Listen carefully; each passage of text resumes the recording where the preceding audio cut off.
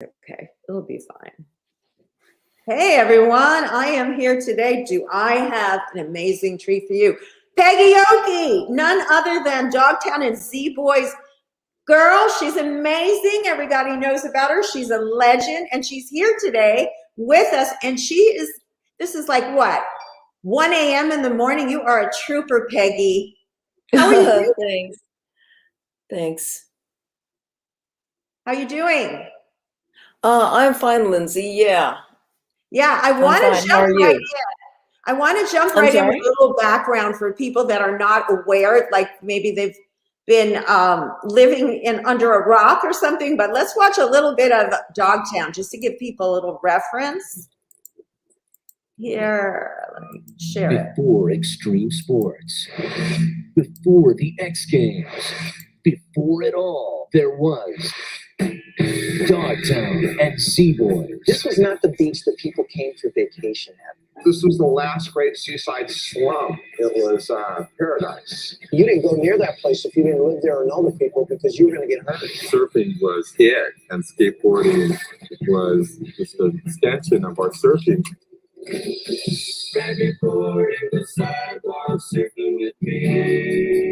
People thought this was some like stupid thing that little kids did. The Zephyr team was the most influential skateboard team ever. No one was aggressive or as radical as they ever were. We were being paid to ride skateboards. It was crazy.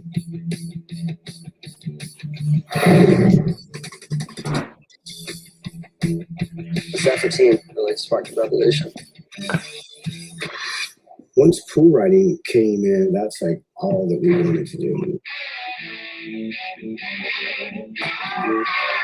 Tony did one day. He goes up, pulls the board up, turns in midair, comes back down into the pool, and makes. It just changed the whole ball game. Dogtowners get to go to Hollywood parties, and they get to hang out with rock stars, and they break into people's backyards and skate empty swimming pools. I'm in. By doing something that everyone said was a waste of time, we ended up influencing kids all around the world. There wouldn't be any X Games if it wasn't for most of the boys that I skated with and competed against. It was unreal. Dogtown and Z-Boys. So Peggy, and you were the one, the only Z girl. I have some photos of you in action here. There you are. Amazing. And you also won awards, legendary. Legendary, you're in the Hall of Fame. And you took that fame and you put it to use for animals and for the environment and to better man overall. So we have here too, you went from being a skateboard legend to an educator, environmental activist, accomplished artist, surfer, and rock climber. And you have so many projects. We're going to get into it all. It is so amazing to have you here today. So Peggy, did you ever think that back then when you were doing that your life would unfold anything like this? Like what were you thinking about? What were you going to do at that time? What were you going to be before you got into all of this? Back when I was in the skateboarding days, I was a biology major, and I was studying field zoology, marine biology, and thinking that I was maybe going to be a scientist out there studying dolphin behavior and dolphins in the wild. And ultimately, I shifted over to art and got into painting and doing paintings of dolphins and whales, and trying to get a message out through visual art as far as paintings and things.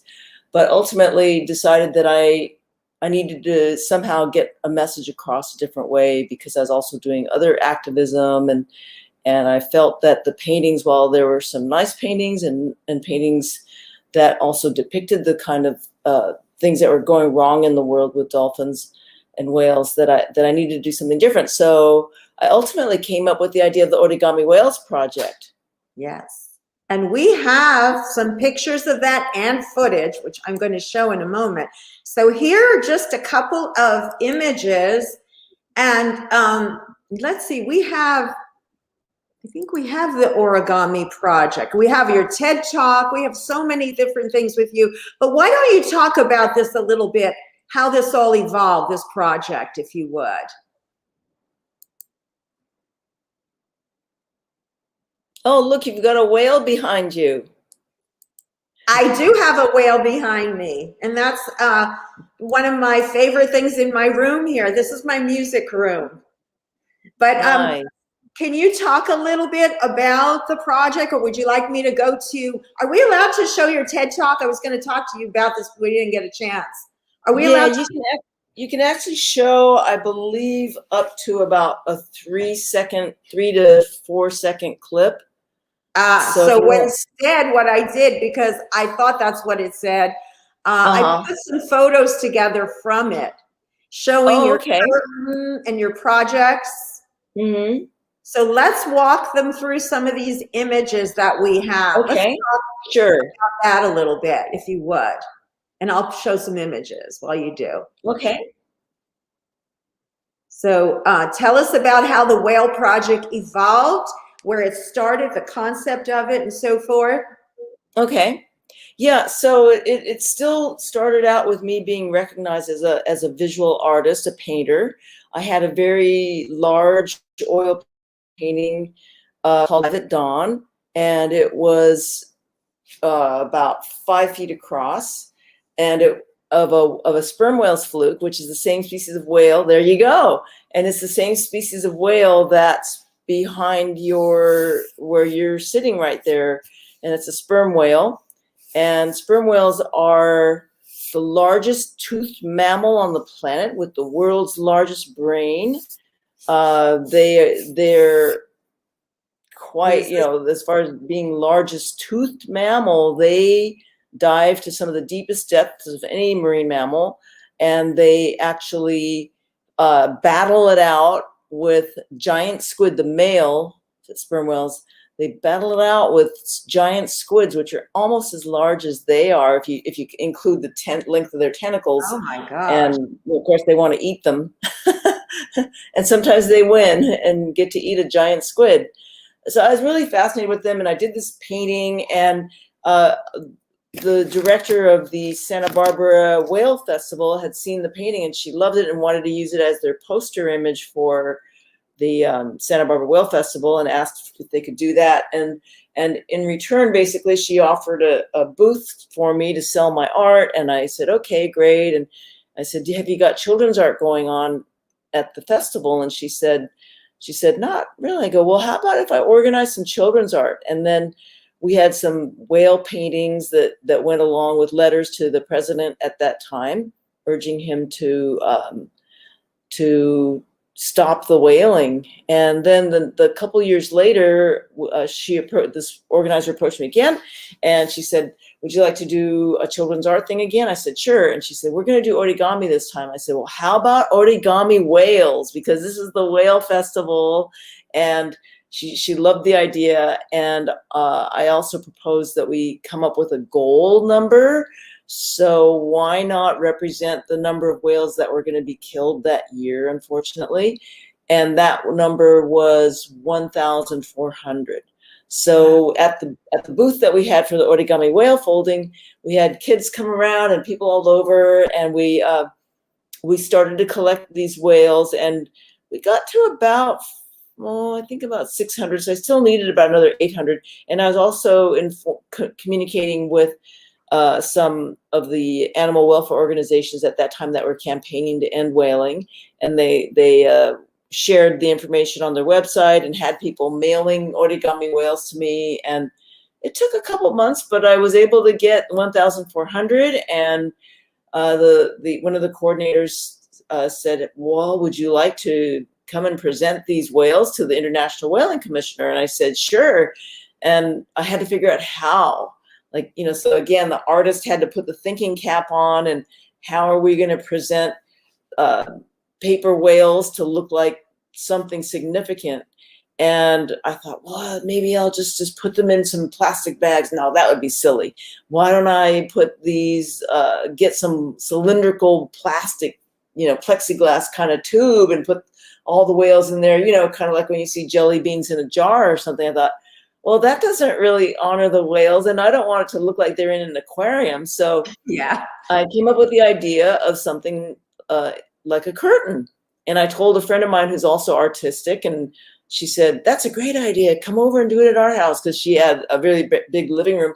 And literally in one weekend, with the help of about 5 or 6 other friends that came over, we just worked all weekend and hand-stitched the 1,400 origami whales together. Oh my goodness. Wow, that's amazing. And it was so representational. I'm sorry? I said it was so representational. I did watch the video. And what happened was people thought, oh, what a beautiful, fun kind of to walk through this beautiful thing. But as you started to go through, you became aware that this was representing all of these whales that have been killed. And there were messages on each one. I was hoping I had gotten one of those, that when you got close up, you could see the message, and it was, people started crying, I read, and or watched and so forth. That is just amazing, an amazing concept. We want to talk about the Lolita campaign. That's a huge one. But while we're on the artwork, can you talk about this project? I'm sorry, while we're on the artwork, would you repeat that last part for me, please? Yes, this project here is another one of your conceptual art projects or ideas and work. Can you explain this one a little bit? And which one would that be? Do you not see it on the screen? I'm sorry? Do you not see it on the screen? Can you not see the screen? I'm putting it up on the screen. No, it's not appearing on the It's the screen. whale tails that you had spoke about. Each one is like our fingerprint. It's an individual different. That's what I'm showing. Yeah. So I'm concerned that you can't see though. Can you not see it? There we go. Okay. So in 2007, while I was at the International Whaling Commission meetings with my curtain of origami whales, I'd already put together, what happened was I started with 1,400 and felt that even though it was a beautiful curtain, and that was over like 12 feet across and 5 feet tall, that I still needed to draw more attention to the issue of whaling. And so I brought this curtain of, I set a goal, which was really quite a large goal of 25,000 origami whales to the International Whaling Commission meetings in Anchorage, Alaska. And then while I was working on this curtain with the help of volunteers coming every day and me organizing stitching parties in different locations, we would work hours and hours every day to make this curtain happen, to go from 1,400 all the way up to 28,000. And the goal was 25,000, but then some of my colleagues said that actually the numbers were coming in, and the number of whales reported killed since 1986, between 1986 and 2007, had come to roughly 28,000. So I said, okay, if I get that many whales mailed to me by all these different people that I'm collaborating with, then I'm going to make this curtain. And so we did, and went to the International Whaling Commission meetings in Anchorage, Alaska with it, and had this incredible curtain that was like a maze that you walk through. Yeah, there we go. And that was in Anchorage, Alaska at the Performing Arts Center. And, literally that curtain was roughly 30 feet long in sections of that you walk through like a maze, and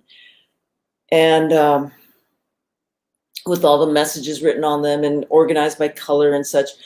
And while I was there with this display, the Japanese government during the International Whaling Commission meetings also announced that they were thinking of going down to Antarctica on their next whaling mission down there and killing 50 humpback whales. Why do they kill them? Can you tell us a little background? Why are they doing that? Are you using it for food, or why are they killing them? Well, yeah, it's really a convoluted thing. this whole issue with the whaling, because the Japanese people, and not many of them, were eating whale sometimes, but it wasn't like Thanksgiving. You know, eating whales was not like a quote unquote Thanksgiving type of holiday food, or nothing actually in a religious ceremony or anything.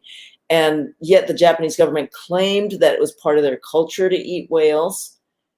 And that, I believe, was really more around being some sore losers.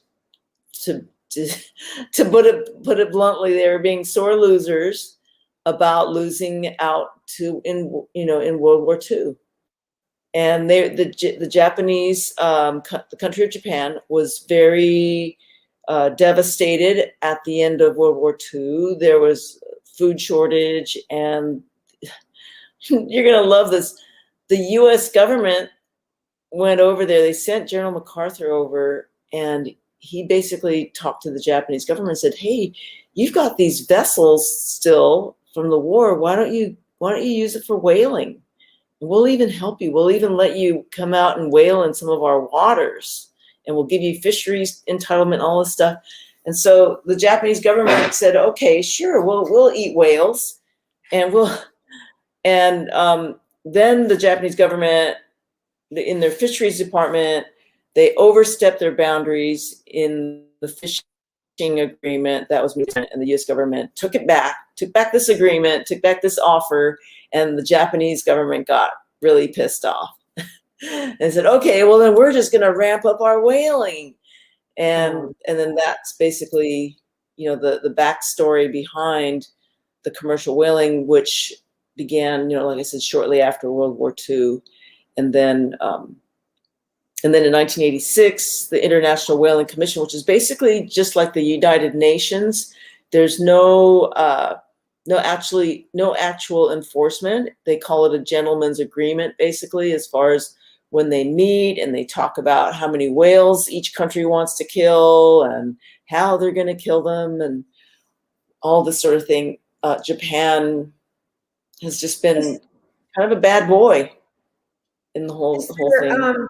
Is this part of what you're doing, raising awareness? There was an organization that we're going to show in a little while that you gave me a link to, the National Climate Change Executive Order, the national stakeholder meeting. So we'll be talking about that. Does that tie into how people can help to make this stop happening? I'll have to see. I'm sorry. The audio is not as good on my end. I'm sorry, because I don't have the best Wi-Fi where I'm located. But yeah, so I had this curtain. I hope I'm understanding you correctly, and I'll continue at this moment with the curtain of 28,000 origami whales in Alaska. And then at that time, the Japanese government, during the IWC meetings, they announced that they wanted to go to Antarctica and kill 50 humpback whales.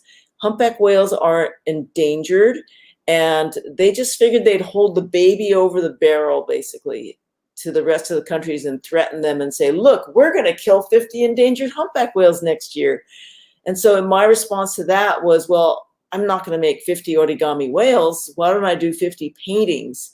And so the paintings that you showed was a sampling of 50 paintings that I did based on actual photo identification records by researchers that went down to Antarctica, and they have a massive catalog of way more than 50 humpback whales that they've seen over the decades, and their way of recording information about each individual whale is by photo identification. And when you look at these paintings, you can see how no two paintings are alike. The images, the markings, they just show how, just like humans, they basically consider the fluke markings to be like fingerprints on humans. And they gave each whale that they identified down in Antarctica a letter, an alphanumerical identification. And then researchers in the North Atlantic or Northern Hemisphere give each humpback whale that they see, they take the photos and they actually give them names. But the ones off of Antarctica were were given these numbers. And then I had an exhibit of these 50 humpback whale flukes in one of my annual shows, just to get the point across that yeah, these are individuals. It's not like a world of cookie cutter whales or cookie cutter any animals, really, because when we look at each individual animal, even when it comes down to fish, because people, and I wondered about that with fish, they all have personalities. They all are individual sentient beings. And so that was my message as far as with the whales and the Japanese whaling. And I also did a series of 10 sperm whale flukes, and they were, of course, each different. And then I did a series of 27 humpback whale flukes from the Northern Hemisphere. And so I continue to do some painting. I just wanted to get some of these attention drawn to some of these addresses here where they can check you out, the Origami Whales Project, and also your website, which is peggyoki.com, super easy to remember. And also we have some petitions we're going to talk about in a moment, but let's jump right into the Lolita movie. Okay. I have a clip of that. Yeah. Here. So since 2004, when I founded the Origami Whales Project, it began with the Santa Barbara Whale Festival, and then onward to what it did, as a global campaign. I've been, officially fighting for cetaceans, and I started another campaign called Let's Face It Visual Petitions to petition the New Zealand government with photos of people with an image of a Maui dolphin. And the Maui dolphin is critically endangered. There's roughly about 60 left in the whole world. And their main cause of death is drowning in gill nets. Yes. And I think that more people now have seen the documentary Seaspiracy. It's spelled Seaspiracy. So it's basically the word conspiracy altered with the word We've done several shows on Seaspiracy here, actually. We've done several shows on it, so our audience is familiar with Seaspiracy. Awesome. I just want to jump in. Peggy, because I have video of each of these two campaigns. So let me show the Lolita, and then the Let's Face It. You can talk right after, if that's okay. Okay, sure. Yeah, I just wanted to mention the Let's Face It Visual Petition campaign, because after I started that a couple years later into it, maybe 3 years after starting that campaign, I was already aware of the female orca at the Miami Aquarium, referred to as Lolita. And it was really heartbreaking. And I wasn't able to do much for her because I was wrapped up with the other campaigns. But then when things started easing up, I said, I've got to do something for her. And so were you wanting to show some kind of photos or video or something? I've got the video you sent me. Okay. Can I play that? Is it? Yeah, sure. Thanks, Lindsay.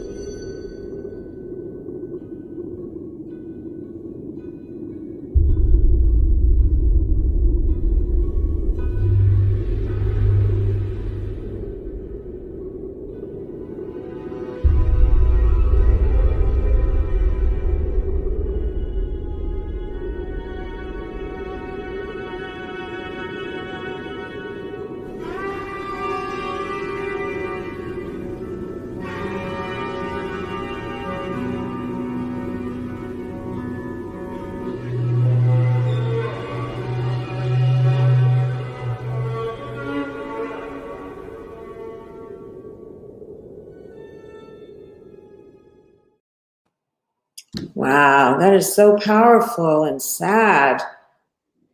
Yeah, yeah. When you see the size of the tank, it's like a small swimming pool.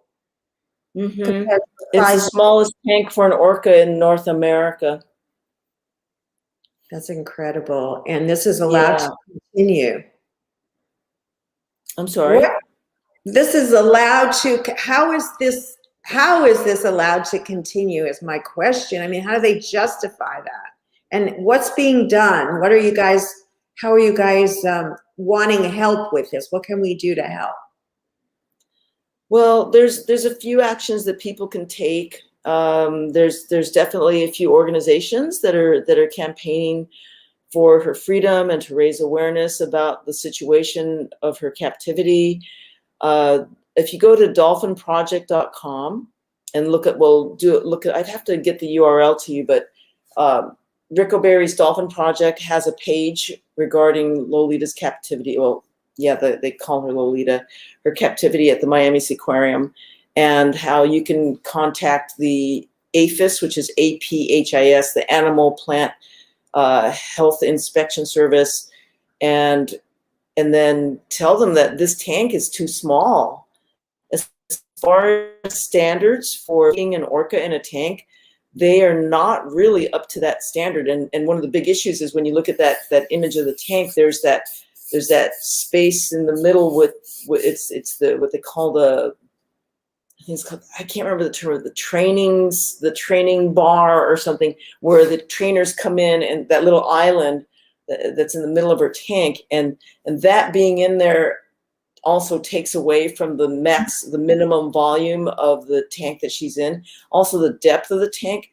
When she, in the deepest part of that tank, has the bottom of her fluke, which is the tail, touching the bottom of the tank, her head sticks up. It's not even deep enough for her whole body to be submersed in that tank when she's in a vertical position. Yeah. It's truly horrible. So there's the information about writing to the U.S. government about it and complaining and filing a complaint about that. There's the campaigns that various people have been working on, including myself. I've had a few campaigns for her freedom, and just like coming from these things as an artist to having ideas. We did Christmas for Lolita. We did Valentine's for Lolita, getting people to participate in doing things like sending Valentines to the corporation that title owns the Miami Seaquarium. We went further with that because the corporation is just very unresponsive. And so we said, okay, we're just going to have to scream louder. And so I had a letter writing campaign urging people to send letters in to me. And then I collected real letters and then sent them, actually we hand delivered them to the Palace Entertainment Corporation corporate office. And that was one of the campaigns. And then since then, I've got this newer one that we just did. We had a Twitter campaign that went on for 2 weeks with the Facebook event page and different actions that people take every day. But the actions are still available as options. And I'm posting them on the group page for the campaign page for quote unquote Lolita. Her original name when she was first captured, she was being cared for by a veterinarian that was hired to make sure that all of the captive orcas were healthy to ship off. And I believe his last name was White, and he was very moved by her courageous and gentle nature. And he found a little object when he was shopping in the area of the Pacific Northwest where they were keeping these young orcas before they were shipped off. And it said Tokite, and he asked about the meaning of it. And there's actually a couple of interpretations on that word, but I like the one that means beautiful waters, or no, beautiful lady, shining water. Oh. And because she's such an incredible spirit that, like most orcas that are captured, or most orcas in captivity, the maximum they live is maybe 30, 35 years. And often the ones that are captured from the wild, they might live at the most 15 years or something. And of course, these captive cetacean facilities like SeaWorld and Miami Aquarium and all, they're saying, oh, well, it's much better for these orcas, to be in these tanks. Just lies, so much propaganda about the captivity situation. And of course, I'm sure most of your watchers have watched the documentary Blackfish and seen the horrific conditions and the treatment, the mistreatment, separating babies from their mothers, and it just looks like they were mistreating it when they had those ropes and stuff around her and they were all confined around. You could see that they have no free will. I mean, it's a life, like you say, it's a horrific life. It's a nightmare. And if she got released now, it says here that she's been there since 1970, 51 years. But her family is still alive and she could reconnect with her family. I saw that somewhere. Yeah, so when men were doing these they called them roundups of these orcas, they would periodically go out there with these boats, chaser boats. They even had spotter airplanes, and the guys in these boats, the men in these boats, would be throwing, like lighting up flares and like little explosive devices and stuff to frighten the orca pods and herd them, literally like a roundup of horses. They would herd these orcas into a bay and then seal off the opening of the bay with nets. And then they would go in and separate out the calves and the mothers, because the mothers would always stay with their calves and try to protect them. And this was happening in the Pacific Northwest, and they would generally be chasing after the southern resident orcas or the northern resident orcas. So these were orcas that were always found in coastal waters. And when they had traditional times where they would spot these orcas, they would round them up and take away the young ones and sell them off to aquariums. So when she was captured, Are they allowed to still do that? I thought that wasn't allowed. They can only breed them. So yeah. So what happened was the day that Tokite, also known as Lolita, the day that she was captured, there were 4 other calves that drowned, and a mother orca that drowned because they were separated by these nets. They were trying to get the young orcas were trying to get back to their mothers, and the one mother was trying to get to her child, and they all got tangled in the net that had closed off the bay, and they drowned. And the boss of this capture group ordered the men to slit their stomachs of these dead orcas, slit the stomachs open, fill them up with boulders, tie anchors to the flukes of these dead orcas, and sink their bodies down to the bottom to hide this horrible incident. And what happened was, with the currents and things, these orcas floated up and their bodies were discovered and reported. And the people in the area had already been protesting about, you cannot take away our killer whales or orcas and stuff. And with this happening, that was the last straw.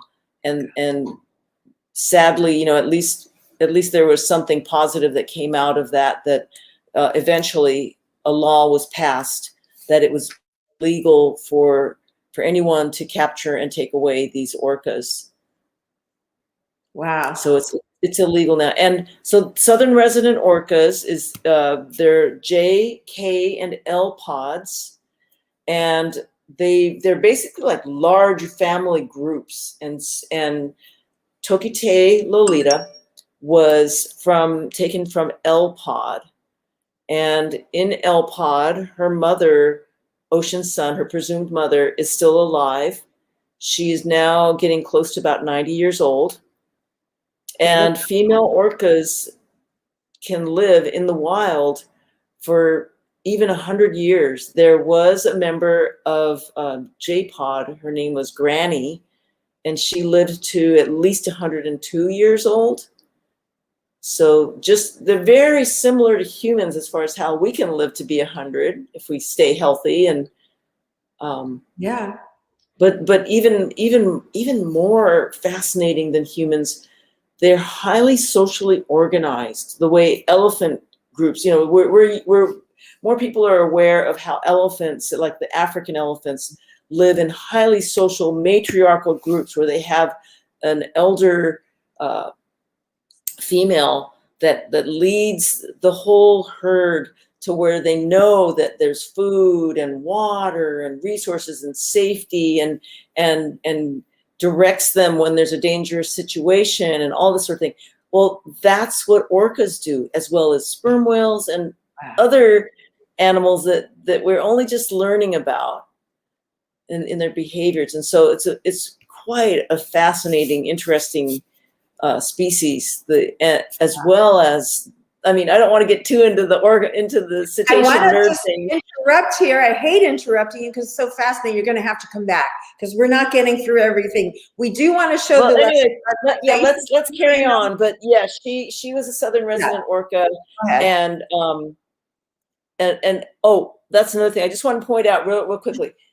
There's 10 different ecotypes of orcas, and we're, you know, in what we see on television, these nature documentaries of orcas that'll chase a sea lion onto the shore and then, you know, it'll gobble it up and all this. I was kind of scared of you know, the quote unquote killer whales. I went, oh God, I don't think I want to be in the water with them. But as it turns out, there are at least 10 different ecotypes of orcas, and through these millions of years of evolution, they have evolved to eat specific types of food and hunting together for these food items, depending on what part of the world they are. And the southern resident orcas and the northern resident orcas of North America, they only eat fish. And not only do they only eat fish, it's rather specific in their diet. So the southern resident orcas, about 90% of their diet is a Chinook salmon, which is also an endangered species. Yes. So quite fascinating, these different factors, and like how they talk about it in SeaWorld, in Blackfish. Yeah. I'm sorry? You could do a whole show on just this one subject. Yeah. The orcas. But I do want to move forward because we only have 15 minutes left. Yeah. And I wanted to show your other campaign. Let's show.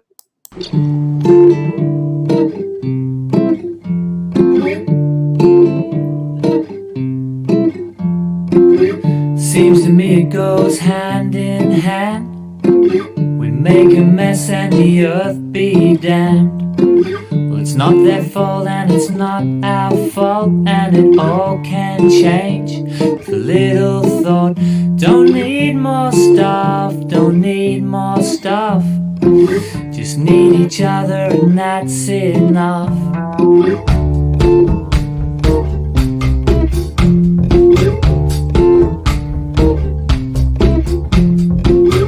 Is this mess a reflection of our minds? Now we're so unhappy in our quest to slow down time. Always thinking, always moving towards tomorrow. Gotta stop and think about the moment. This time we cannot borrow. Don't need more stuff, don't need more stuff. Just need each other and that's enough. Slow down to see. Gotta slow down to see. Mother says slow down. You know I'm thinking about reducing everything, scaling back and living clean. I feel so much better now. Wow. I think that was as long as it would play of it. So can you talk about this a little bit? Tell us what's going on with the dolphin here. Yeah, so they're called Maui dolphins, but it has nothing to do with the Hawaiian island of Maui. The word Maui is the name of a Polynesian god, and the Maoris of New Zealand, which are the people that came to the island of New Zealand, they migrated over.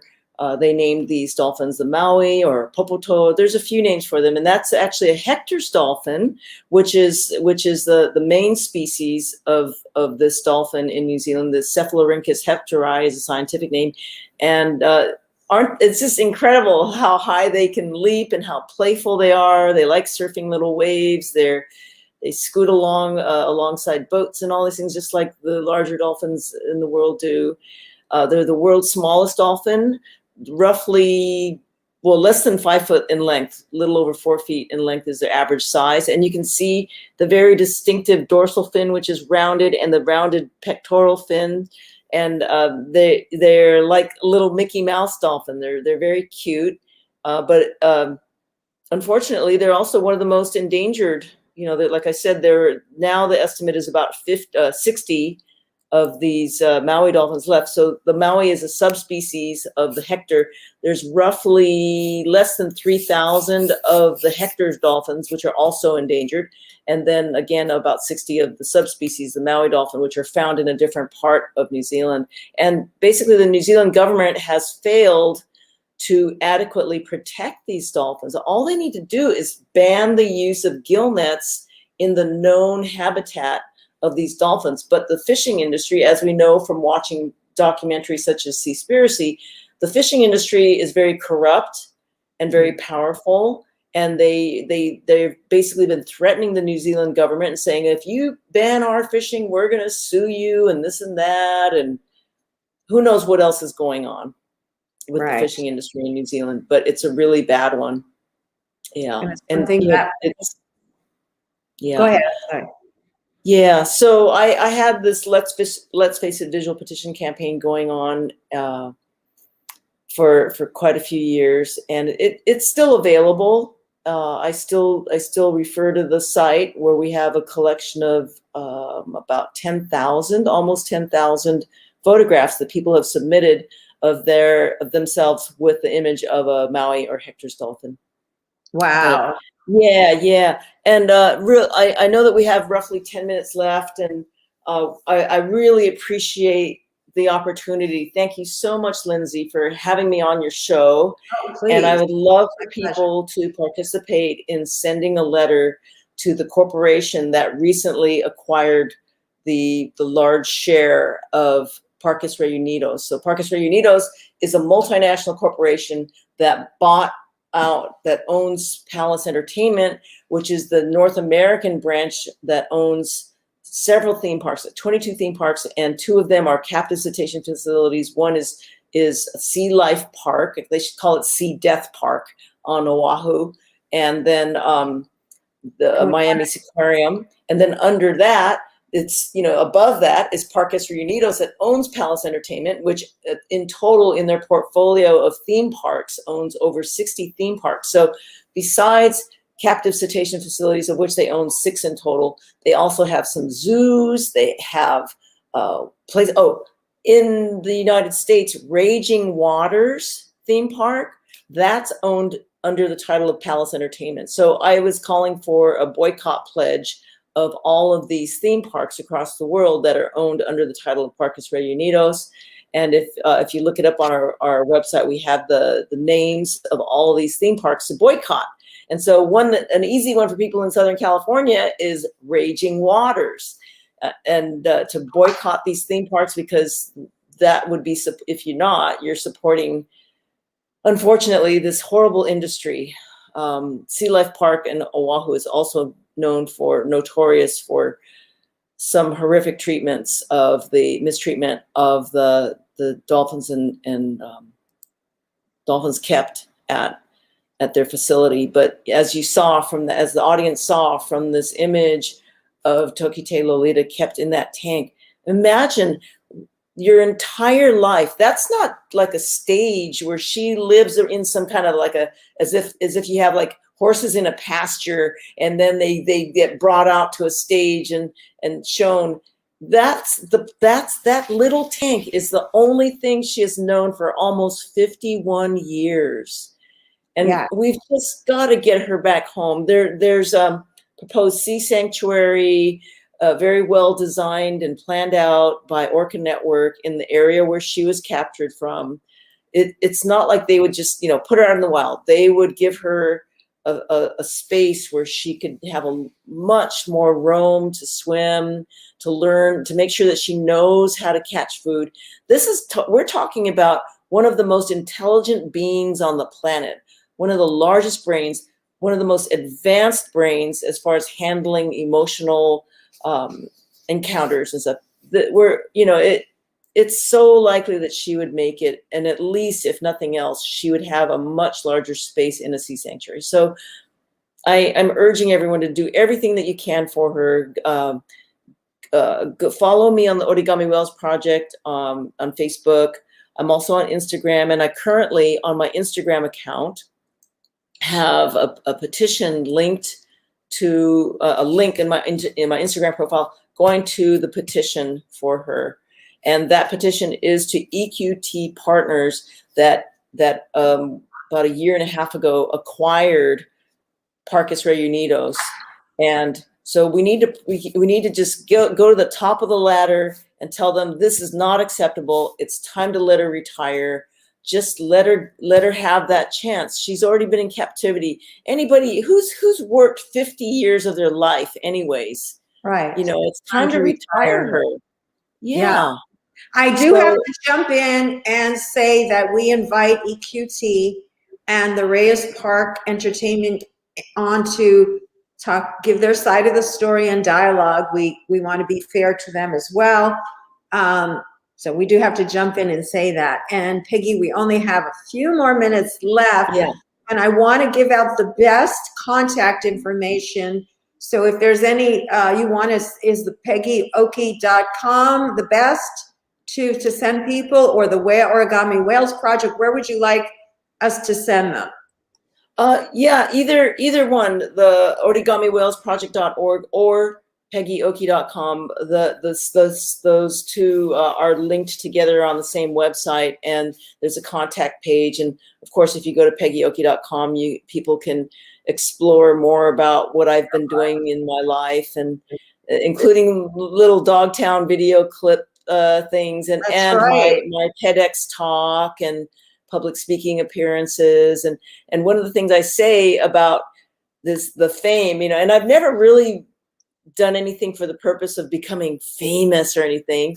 And they talk about fame and fortune. I didn't get the fortune, but I did get the fame, which I just say I work it for the whales. Of course, not just for the whales. If I have any opportunity to be a voice for causes, and there are many as far as what we can do in the world, I use that skateboarding fame for that purpose. Wonderful.